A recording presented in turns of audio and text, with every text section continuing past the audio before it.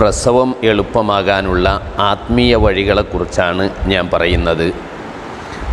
ഇസ്ലാം അനുവദിച്ച ഭൗതിക മാർഗങ്ങളും ആത്മീയ മാർഗങ്ങളുമൊക്കെ ഒരു പ്രയാസഘട്ടമെന്ന നിലക്ക് നമുക്ക് സ്വീകരിക്കുന്നതിന് തടസ്സങ്ങളില്ല. അത് ചിലപ്പോൾ അനിവാര്യമായി വരും. ഏതോ ഒരാൾ മുമ്പ് പറഞ്ഞു പ്രസവത്തിന് വേണ്ടി ഹോസ്പിറ്റലിൽ പോകുന്നത് ശിർക്കാണ് എന്ന്. ഇതൊക്കെ ഇസ്ലാമിനെ മറ്റുള്ളവർക്ക് മുമ്പിൽ മോശപ്പെടുത്തുന്നതും ഇസ്ലാമിക വിഷയങ്ങളെക്കുറിച്ചുള്ള ആശയദാരിദ്ര്യമോ അജ്ഞതയോ ആണ് എന്നേ പറയാൻ പറ്റുള്ളൂ. എവിടെ അങ്ങനെ പറയുന്നില്ല. ഭൗതിക മാർഗങ്ങളിലും ആത്മീയ മാർഗങ്ങളിലുമൊക്കെ സ്വീകരിക്കാവുന്നതാണ്. അതാണല്ലോ ഒരു അറാബി വന്നിട്ട് മുത്തുനബിയോട് ഒട്ടകത്തെ ഞാൻ കെട്ടണോ എന്ന് ചോദിച്ചത്. അപ്പോൾ മുത്തുനബി പറഞ്ഞത് കെട്ടണം, എന്നിട്ട് അള്ളാഹുവിൽ ഭരമേൽപ്പിക്കണം. ഒട്ടകത്തെ കെട്ടിയിടാതെ അള്ളാഹുവിൽ ഭരമേൽപ്പിക്കാൻ മാത്രമല്ല മുത്തുനബി പഠിപ്പിച്ചത്, ഭൗതികമായിട്ട് അതിനെ കെട്ടിവെക്കുകയും എന്നിട്ട് അള്ളാഹുവിനോട് ഭരമേൽപ്പിക്കുകയും ചെയ്യണം. ഇതുപോലെ പ്രസവം വരുമ്പോഴും നമുക്ക് ഭൗതിക മാർഗങ്ങളൊക്കെ സ്വീകരിക്കാം. അതിൻ്റെ പുറമെ ചില ആത്മീയമായ കാര്യങ്ങൾ കൂടി നമ്മൾ ചെയ്തു വെക്കണം. അതിൽപ്പെട്ടതാണ് സൂറത്തു മറിയം ഓതണം. അത് മിക്ക എല്ലാവർക്കും അറിയുന്നൊരു സംഗതിയാണ്. പരമാവധി എത്ര കണ്ട് ഓതാൻ പറ്റുമോ അത്രയും ഓതുക.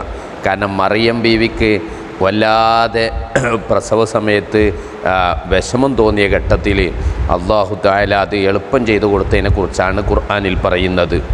അതുപോലെ തന്നെ ആയത്തുൽ കുർസി എന്ന് പറഞ്ഞാൽ ഏത് അസന്നിഗ്ധ ഘട്ടങ്ങളിലും നമുക്ക് സഹായം തരാൻ പറ്റിയ ഒരു സൂറത്താണ്. അതിൻ്റെ മേന്മ പറഞ്ഞാൽ തീരൂല. അതുപോലെ തന്നെ സൂറത്തുൽ അറാഫിലെ 54-ാമത്തൊരായത്തുണ്ട്. ഇന്ന റബ്ബക്കുമുല്ലാഹുല്ലദീ ഖലഖസ്സമാവാതി വൽ അർദ് എന്ന് തുടങ്ങുന്ന ആയത്ത്. പരമാവധി എത്ര ഓതാൻ പറ്റുമോ അത്രയും കണ്ട് ഓതുക. പ്രത്യേകിച്ച് പ്രസവത്തിൻ്റെ ഡേറ്റൊക്കെ വരുന്ന സമയത്ത് അതിൻ്റെ മുമ്പൊക്കെ ഒന്ന് ഓതുക.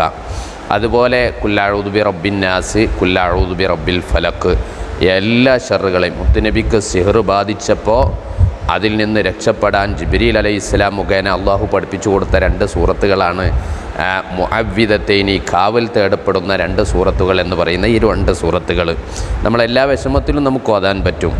അതുപോലെ തന്നെ ഇമാം ബുഖാരി മുസ്ലിമും റിപ്പോർട്ട് ചെയ്യുന്ന ഹദീസിലുള്ള ദുആ ഉൽ കർബ്, ലാ ഇലാഹ ഇല്ലല്ലാഹുൽ അദീമുൽ ഹലീം, ലാ ഇലാഹ ഇല്ലല്ലാഹു റബ്ബുൽ അർശിൽ അദീം, ലാ ഇലാഹ ഇല്ലല്ലാഹു റബ്ബുസ് സമാവാതി വ റബ്ബുൽ അർളി വ റബ്ബുൽ അർശിൽ കരീം.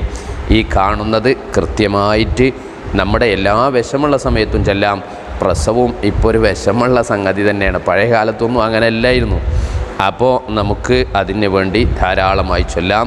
പ്രത്യേകിച്ച് പ്രസവത്തിൻ്റെ ഡേറ്റിൻ്റെ തലേന്നൊക്കെ ധാരാളമായിട്ട് ചൊല്ലാം.